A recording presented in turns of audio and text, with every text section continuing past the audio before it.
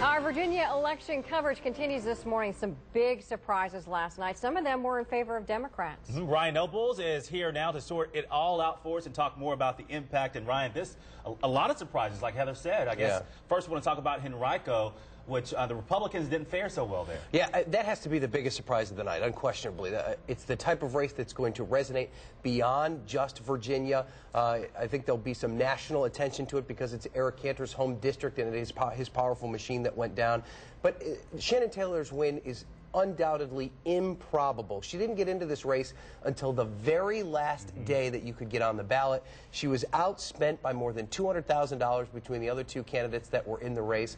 So the fact that she was able to pull this out in a race that Democrats never win is just something that nobody expected. In fact, just to give you an idea of what it was like behind the scenes here, we had Andy Jenks at the Westin, where Bill Janis's victory party was going to be. It wasn't until about 9 o'clock that we switched him over to Taylor's victory party because nobody expected this result. Yeah, and of course right now we are still watching the Senate because the power may shift from Democrats to Republicans. Right. Well, when I was on with Kurt and Sabrina last night at 11, my takeaway was big night for the Democrats across the board. It looked like they were going to win in Henrico and hold on to the Senate in Virginia. I literally walked off the set and was told by one of our producers that it looked like Ed Houck was going to lose in Spotsylvania County.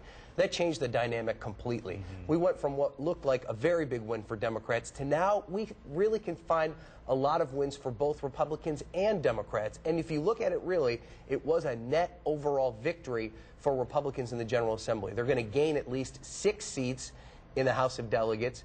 They're going to at least have only a 19-20 split in the Senate, which is better than what they had when election night started.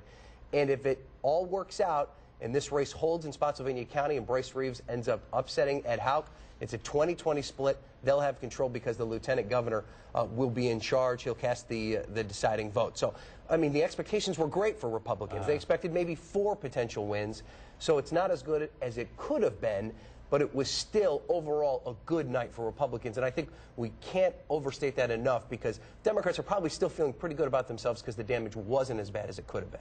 And Ryan, with all the surprises, what are some of the next big issues for the General Assembly? Right, and I think the dynamics changed quite a bit here.